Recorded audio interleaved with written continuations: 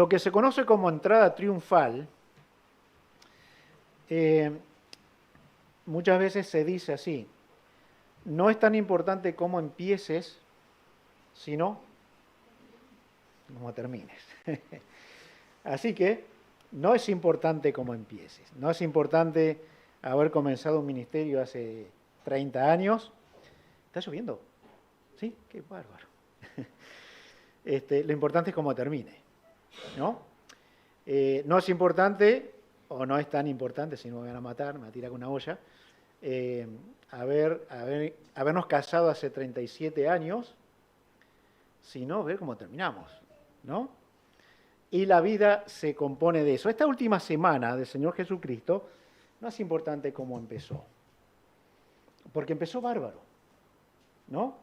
Todo el mundo parecía muy entusiasmado con la llegada, la entrada de el rey de los judíos, pero a mediados de semana todo había cambiado. Cuando Jesús empieza a tocar la purificación del templo, cuando empieza a hablarle de cosas de la vida cotidiana, con ejemplos muy, muy claros, y hasta que llega el capítulo 22, que hemos estado meditando, y donde allí comienza definitivamente comienza el trazado de las últimas horas de vida del Señor Jesucristo. Cuando nosotros miramos todo el contexto de este pasaje, que lo hemos examinado ya algunas veces, este era el entrar a la etapa clave de la redención.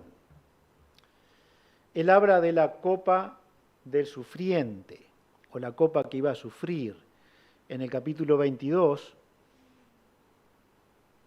versículo 42, Padre, si quieres, pasa de mí esta copa, pero no se haga mi voluntad, sino la tuya. Es muy difícil, seguramente para ustedes lo es, pensar qué exactamente estaba pasando en la mente del Señor Jesucristo, en su humanidad, para orar de tal manera: si es posible, pase de mí esta copa. Lo que sí es seguro, hermanos, es seguro que Él no estaba pecando al pedir esto. No estaba pecando. Probablemente es porque no entendemos todo y nos cuestionamos: ¿habrá dudado Jesús en este momento? ¿Habrá querido dejar a mitad de camino la obra de la redención? Y aunque no lo entendamos otra vez, aunque no entendamos todo, nunca Jesús pecó. Por lo tanto, no podríamos decir acá Jesús estaba volviéndose atrás de su fe, de sus mandamientos. Por el contrario, él decía y confirmaba: no mi voluntad, sino la tuya. En Hebreos 5, junto con una cantidad de pasajes de la Escritura, por supuesto, pero Hebreos 5, versículo 7,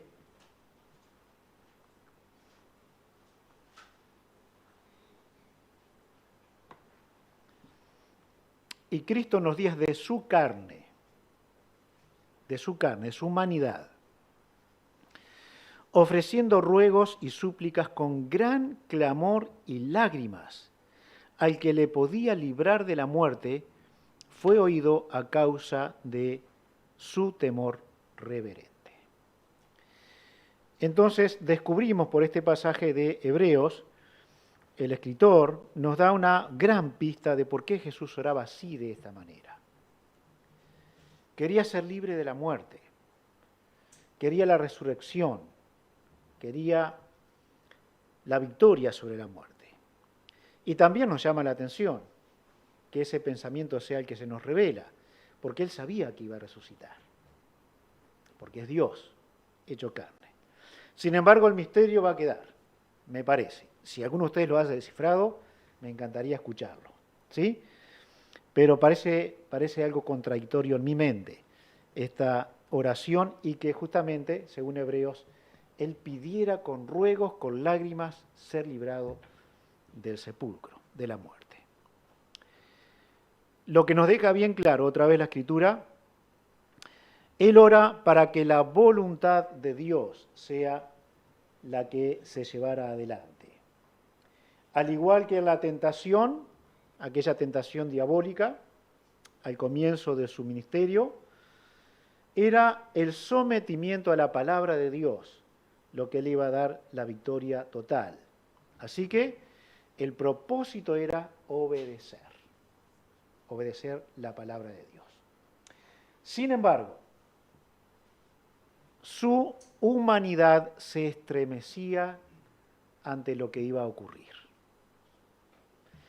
Estoy casi seguro que casi todos aquí nos hemos operado alguna vez, ¿no? Han abierto un cierre, ¿no? ¡Qué bárbaro! Bueno, pero una buena porción aquí alguna vez ha tenido alguna intervención. Pienso yo. Bueno, el médico de mi esposa le dijo una vez, mija, si Dios hubiera querido que nos abrieran el cuerpo, nos hubiera puesto un cierre, ¿no? Y era más fácil, pero no, el cuerpo no está para ser abierto. Así que cuando nos enfrentamos a situaciones, bueno, que pueden traerse algún temor, nuestra humanidad se puede llegar a estremecer. Así que pensamos en la humanidad del Señor Jesucristo y el panorama que estaba cercano a Él era un panorama muy oscuro. Muy oscuro. Miremos solamente de aquí en adelante. Los discípulos le iban a abandonar. Uno le traicionaba. Y 11 de ellos le iban a abandonar. Uno de ellos, que tuvo un acercamiento mayor, le iba a negar con insultos de que no le conocía. Pero vendrían golpes, vendrían el insulto de la gente, vendría juicio, vendrían mentiras en ese juicio, vendría el dolor extremo de los látigos sobre él, de la corona de espinas, vendría el desprecio de los suyos y de los extraños, vendría el juicio del Padre, porque la expiación debía hacerse, y Él tomaría nuestro lugar allí en la cruz. El castigo al pecador iba a ser puesto sobre el Señor Jesucristo. La propiciación, el perdón, el apaciguamiento de la ira de Dios contra el pecador, se iba a realizar allí en la cruz del Calvario.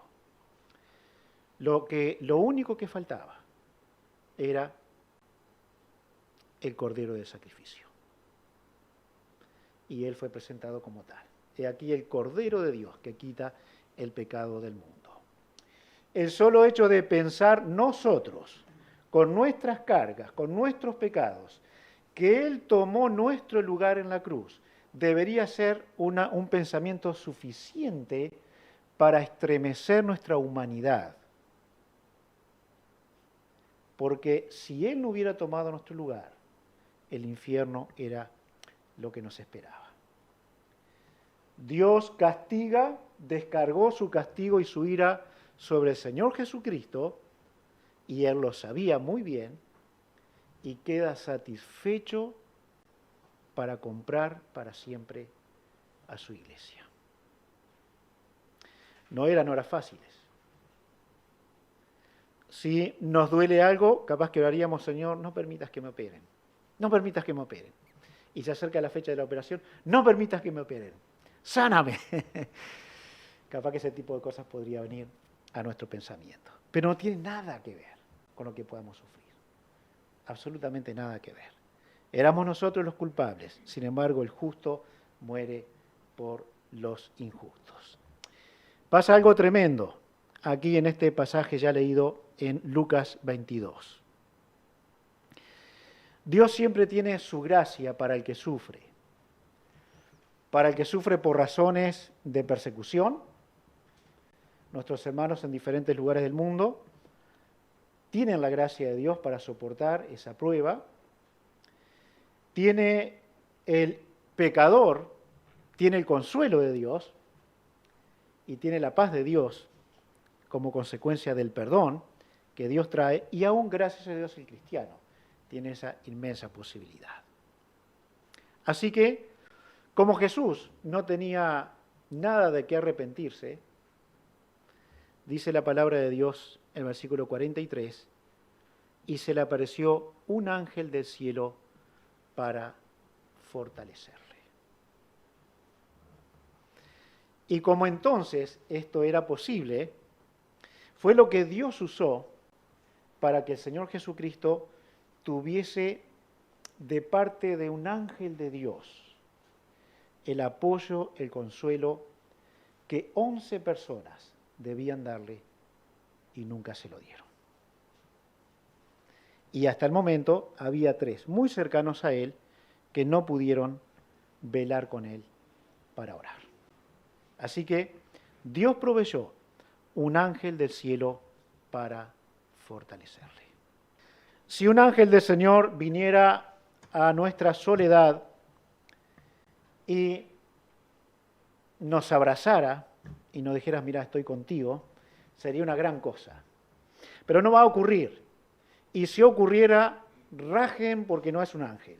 Corran para algún lado. No lo va a hacer. Pero el Señor Jesucristo los conocía. Él los había creado. Y uno de ellos es alguien que se acerca a Jesús para fortalecerle. Era tiempo de debilidad. Y creo más que nada debilidad humana. Humana. Porque por supuesto que su deidad estaba íntegra.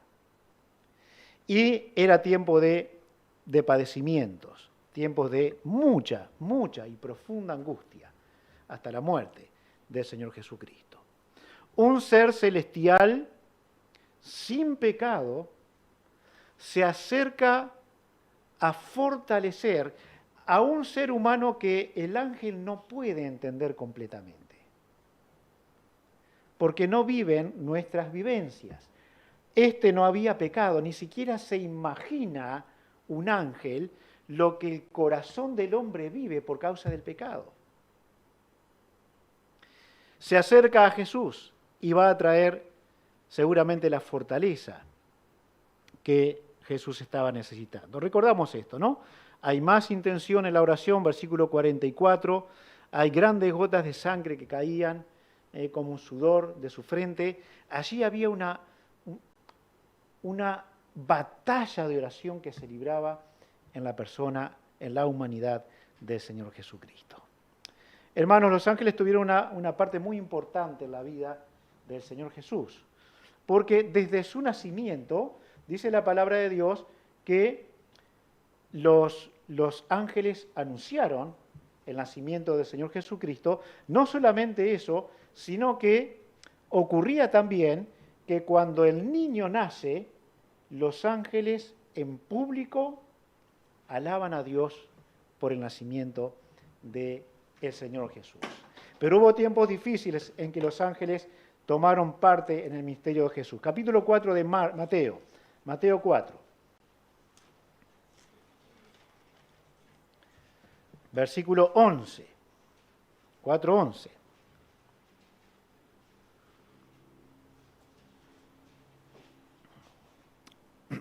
Recordamos el contexto, es la tentación.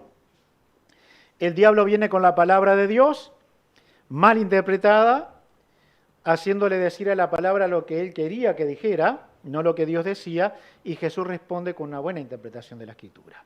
Y el versículo 11 dice, el diablo entonces le dejó, y aquí vinieron ángeles y le servían.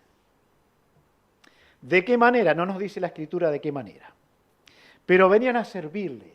Después de 40 días de ayuno, seguramente la humanidad del Señor Jesucristo precisaba algo que le refrescara, algo que llenara su estómago. Y tal vez era de esta manera que los ángeles le estaban sirviendo. Era una etapa muy importante para el Señor Jesucristo. Aquí iba a iniciar su ministerio público y la gran prueba que tuvo el Señor Jesucristo, la gran tentación que tuvo, fue vencida por la palabra y los ángeles santos de Dios le servían. Eran buenos amigos. La creación del Señor Jesucristo. Al lado de Él, acompañándole en tiempos donde seguramente lo necesitaban. Marcos 1:13 habla de esto también, no lo vamos a leer, pero estaban allí sirviendo al Señor Jesucristo, ¿sí? Otra vez el nacimiento del Señor Jesús fue anunciado por un ángel. El nacimiento en sí trajo una alabanza angelical. Mateo capítulo 2, estamos aquí. Versículo 13.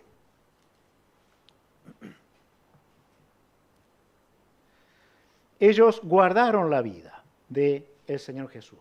Después que partieron ellos, he aquí un ángel del Señor apareció en sueños a José y dijo, levántate y toma al niño y a su madre y huye a Egipto y permanece allá hasta que yo te diga, porque acontecerá que Herodes buscará al niño para matarlo. ¿Recuerdan esto? Niños de 2 años abajo fueron muertos por querer matar al Señor Jesucristo. El ángel interviene en salvar la vida del niño y ¿saben qué? En algún momento le dijo, ahora vuelvan. Así que el ángel también participó del regreso del Señor Jesucristo a su tierra. Mateo 26, 53, ya estamos en épocas más adelantadas. 26:53. ¿Acaso piensas que no puedo ahora orar a mi Padre y que Él no me daría más de 12 legiones de ángeles? ¿Recuerdan cuándo es esto, no? Pedro queriendo defenderlo, corta la oreja a un siervo allí y Jesús le dice, no, yo puedo pedir a mi Padre que me mande ángeles. ¿Saben cuántos ángeles serían estos? Por lo menos conforme a lo que los romanos medían por legiones. 72.000 ángeles. ¿Tendría alguna ayudita? Con uno solo probablemente fuera suficiente. Él habló y los soldados cayeron, ¿se acuerdan? No precisaba ayuda. Pero los ángeles podrían haber estado siendo una ayuda solamente si él lo pedía. Pero en este caso no los usó. Bien, los ángeles confortan, sirven, animan al Señor Jesucristo. En Hechos capítulo 1, los ángeles, al menos podríamos interpretar que esto es así, Hechos 1, versículo 11, le llama 2 varones con vestiduras blancas, el versículo 10, así que se puede aplicar fácilmente a ángeles, los cuales también les dijeron, varones galileos, ¿por qué estáis mirando al cielo? Este mismo Jesús que ha sido tomado de vosotros al cielo, así vendrá como le habéis visto ir al cielo. Así que ángeles mirando su llegada al cielo, pero dice la Biblia que Él volverá también con multitud de ángeles. Así que otra vez el ministerio del Señor Jesucristo rodeado de estos seres santos de Dios. Ahora bien, esto es la vida de Jesús y podríamos encontrar algo más. Pero los ángeles fueron ayuda para la humanidad y lo serán en tiempos futuros, aunque también intervendrán en los juicios de la tribulación y gran tribulación que el mundo va a vivir. Los ángeles también van a intervenir. Pero hubo algunas cosas que ocurrieron en el pasado. Por ejemplo, hay un versículo en los Salmos que dice que los ángeles guardan el andar del creyente. ¿No? ¿Podríamos decir que es del Antiguo Testamento? Sí, podríamos decir que es del Antiguo Testamento. Hay un versículo en el Nuevo Testamento que nos dice que sirven a la iglesia. Podrían seguir viviendo o sirviendo de esa manera. Pero miren esto. Primer libro de los Reyes, capítulo 19.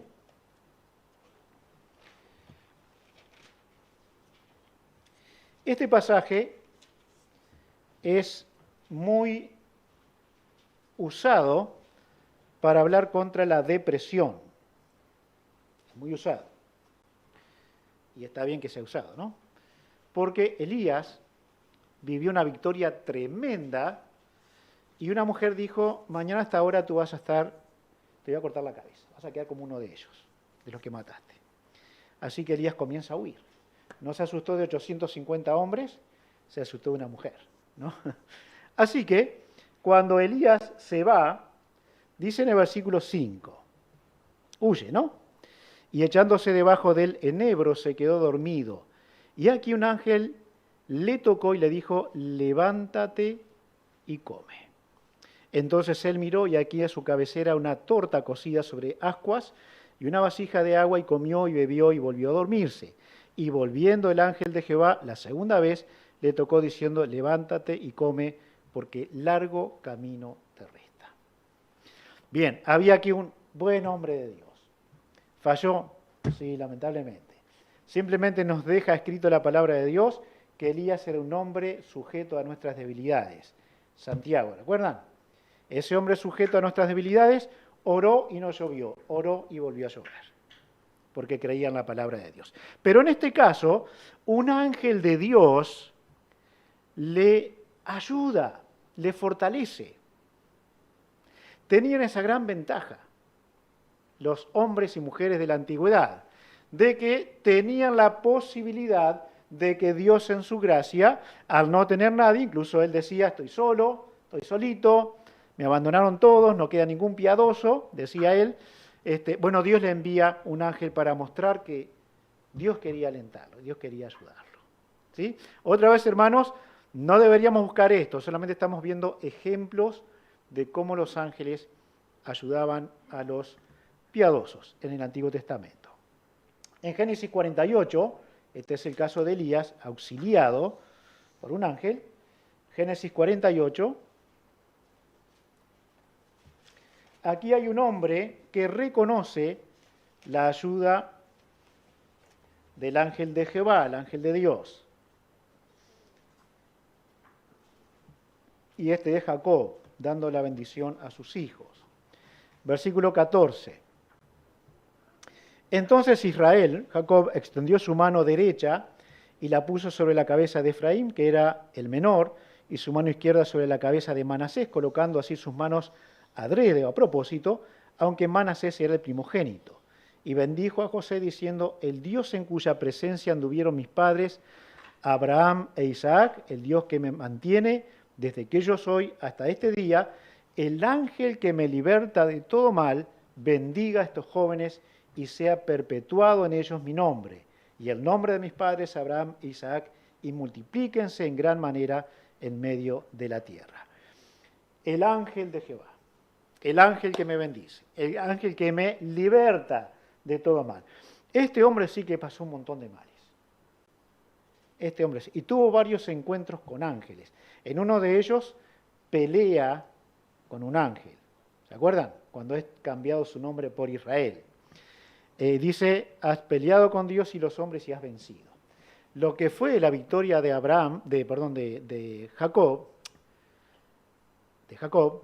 fue que él se rindió. Esa fue la victoria. Porque no le ganó.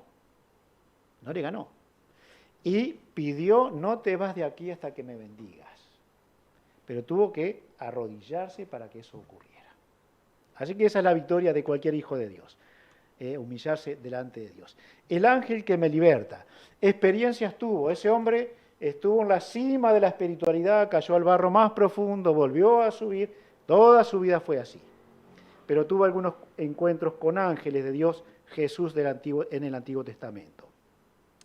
El ángel que me liberta de todo mal. También tenía esta posibilidad. Hombres y mujeres del Antiguo Testamento. Aquí él lo reconoce, la obra de Dios a través de ese ángel. También en Génesis 19, David, versículo 15 en adelante,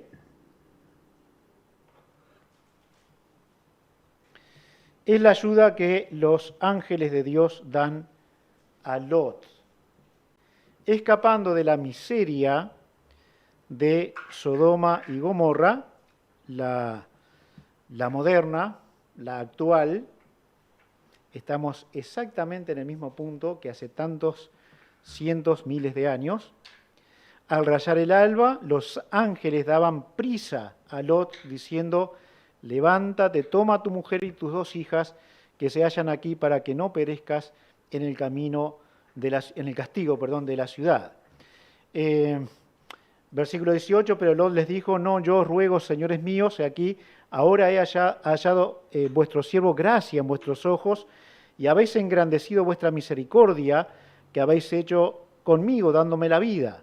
Mas yo no podré escapar al monte, no sea que me alcance el mal y muera. He aquí ahora esta ciudad está cerca para huir allá, la cual es pequeña, dejadme escapar ahora ya. ¿No es ella pequeña? Y salvaré mi vida. Le respondió, he aquí, he recibido también tu súplica sobre esto, y no destruiré la ciudad que has hablado. Date prisa, escápate allá, porque nada podré hacer hasta que hayas llegado allí. ¿Qué ocurrió? Lot estaba en medio de la ciudad, con sus negocios, con su vida. La Biblia nos enseña que Lot era un hombre piadoso. Criticamos mucho a Lot, lo criticamos mucho, pero él estaba viviendo una vida piadosa. Dice que él se afligía cada día por la terrible conducta que tenían estas personas. Esto quiere decir lo que nosotros estamos viviendo hoy mismo. Hoy mismo. ¿Somos piadosos o no somos piadosos? Estamos metidos en un mundo sucio, inmoral, completamente. Bien, tenemos que hacer como Lot. Dios no nos va a decir, vayan a aquel monte porque los voy a proteger. Ya no va a mandar sus ángeles para eso. Lo que nos resta es el arrebatamiento, la venida de Cristo a llevar a la iglesia. Bien, si se desatara una persecución, que es muy probable, entonces a escapar se ha dicho, ¿no? A buscar lugar seguro. Ahora, no creamos que van a venir ángeles a llevarnos y a hablarnos.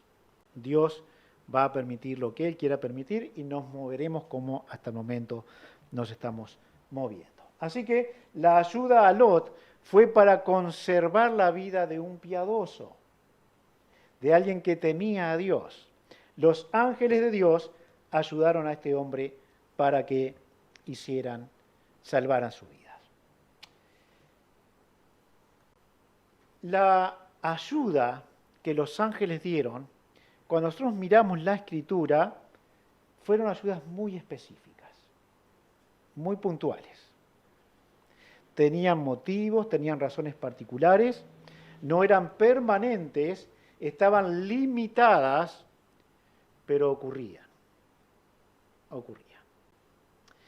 Poco a poco la Escritura fue dejando de hablar de ángeles al servicio visible de los hombres, y muy especialmente después de que Cristo asciende a los cielos.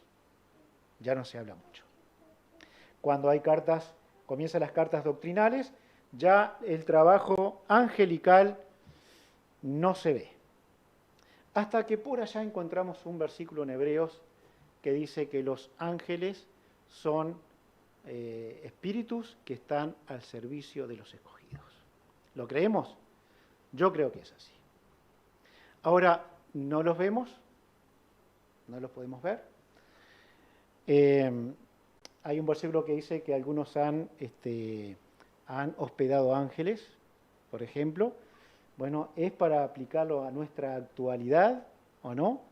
Los ángeles antiguamente se les llamaba también a los mensajeros, a los pastores, a los obreros, a los misioneros. Así que tal vez se trate de eso, tal vez se trate de ángeles.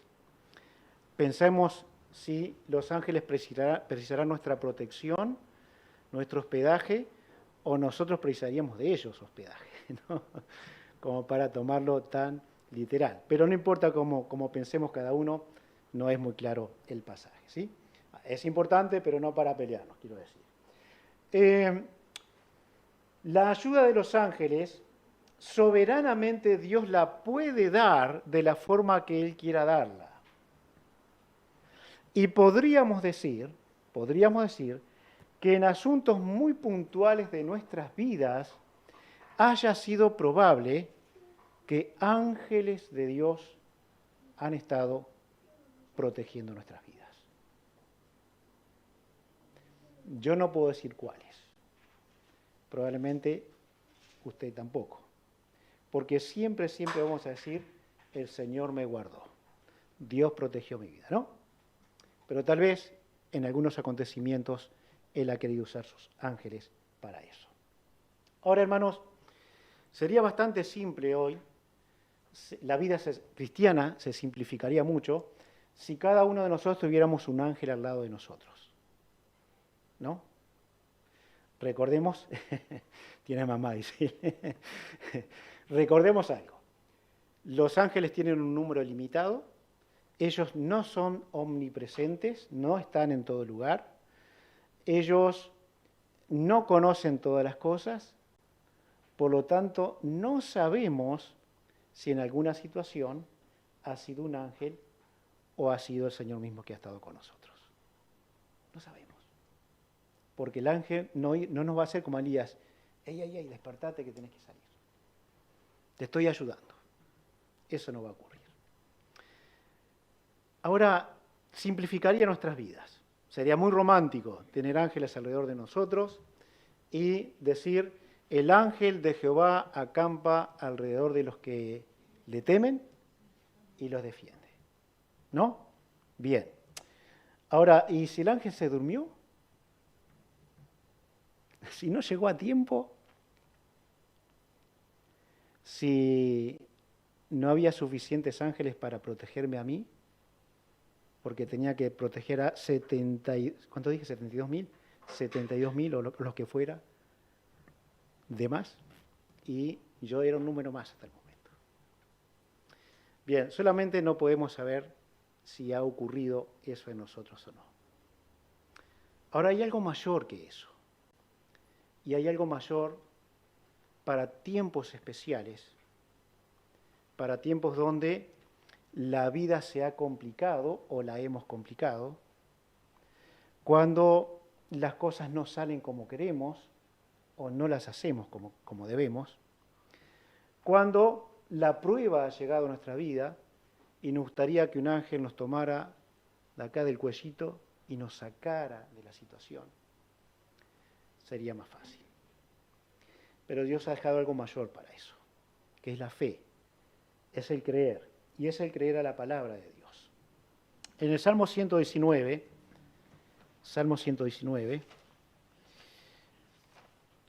algo importante de este salmo y de los salmos, muchos de estos salmos fueron escritos por David, era el cancionero de Israel. Algunos escribió Moisés, otro el director del coro Asaf y otros más. Esta gente que leía y cantaba los salmos en la primera época, en el tiempo de David, ellos probablemente lo único que tenían para fortalecer sus vidas era la escritura, era la palabra de Dios. Y a veces aparecía algún ángel. Y a veces aparecía un buen amigo, buen creyente, que podía ser de gran ayuda.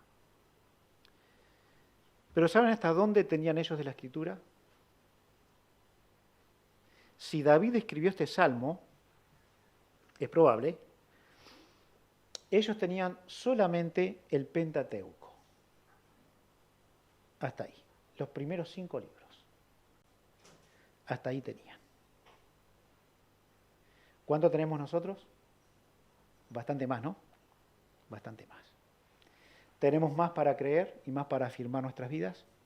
Bastante más. ¿Tenemos más para que nuestras vidas sean distintas? Mucho más. Mucho más. Y era para el salmista, en el Salmo 119, lo vamos a estar estudiando, pienso, en pocos domingos. Era para el salmista, la escritura era todo para su vida. La escritura llenaba su vida, llenaba su corazón, traía alegría a su alma. Las dificultades serias que tuvo, si fuera David, que algunos pasajes parecían hablar claramente de David, las dificultades serias que tuvo, si fuera él, en cada cosa encontraba que volverse a la palabra de Dios era la solución. Y solo tenían 5 libros. 5 libros. Andaban en carreta. Ahora andamos en un Mercedes-Benz último modelo. Todo lo que tenemos en la Escritura para ser buenos creyentes. Solamente vamos a leer algunos versículos. Salmo 119.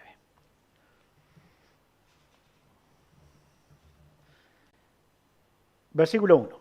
Bienaventurados los perfectos de camino, los que andan en la ley de Jehová. Bienaventurados los que guardan sus testimonios y con todo el corazón le buscan. La Biblia es suficiente para ser felices. Hay que obedecerla, hay que amarla. Versículo 15. En tus mandamientos meditaré, consideraré tus caminos, me regocijaré en tus estatutos, no me olvidaré de tus palabras. Guardar, conservar, poner en la mente la palabra de Dios, considerar los caminos de Dios, será el gozo del Hijo de Dios. Tiempos difíciles, versículo 28. Se deshace mi alma de ansiedad, susténtame según tu palabra. Nuestras mentes se llenan de muchas cosas y este tiempo es muy fácil hacerlo. Hay mucho entretenimiento al que podemos acudir para olvidarnos de lo que somos o de lo que vivimos. Pero el salmista, con 5 libros, decía, se deshace mi alma de ansiedad, susténtame según tu palabra. Ella era suficiente. Versículo 37. Aparta mis ojos, que no vean la vanidad, avívame en tu camino. Estoy por morir, huelo a muerte, parece que no va más esta vida, pero él pedía, vivifícame, avívame en tu camino, que es por supuesto la palabra de Dios. 41. Venga a mí tu misericordia, oh Jehová, tu salvación conforme a tu dicho. La salvación o tu salvación no es la redención, es la salvación de una situación que se está viviendo. Versículo 47. Y me regocijaré en tus mandamientos, los cuales he amado. Alzaré asimismo mis manos a tus mandamientos que amé y meditaré en tus estatutos. Hacia allí van mis manos, hacia allí va mi ser para alabarte, para alzar mis manos a esos mandamientos amados. 52. Me acordé, oh Jehová, de tus juicios antiguos y me consolé. La Biblia trae consuelo, la palabra de Dios trae consuelo. 58. Tu presencia supliqué de todo corazón, ten misericordia de mí, según tu palabra. Así que la súplica de verdad, de todo corazón, recordará que hay misericordia prometida para el Hijo de Dios. Versículo 86.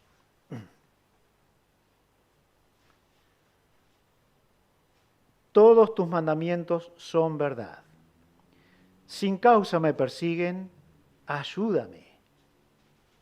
Casi me han echado por tierra, pero no he dejado tus mandamientos. Solo 5 libros tenían.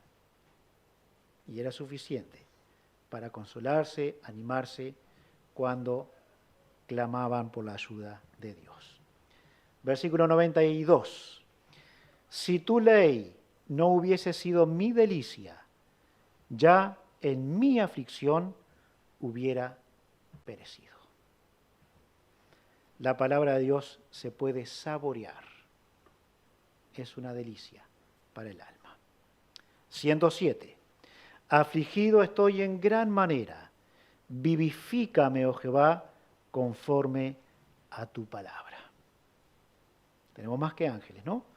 Afligido, pero con ganas de vivir por la palabra de Dios. Versículo 112. Mi corazón incliné a cumplir tus estatutos, de continuo hasta el fin. Decisión en aquel que ama la ley de Dios. Está inclinado, deseoso, pronto a cumplir la palabra de Dios. 146. A ti clamé, sálvame, y guardaré tus testimonios. Me anticipé al alba y clamé, esperé en tu palabra. Se anticiparon mis ojos a las vigilias de la noche para meditar en tus mandatos. ¿Ha tenido tiempos donde no puede dormir? ¿Donde la angustia, por lo que fuera, ha llegado a su vida? ¿Por una situación, por el pecado, por la desobediencia, por no sujetarse a los mandamientos de Dios? Entonces sale el sol y usted todavía tiene sus ojos abiertos. O se levanta aún más temprano.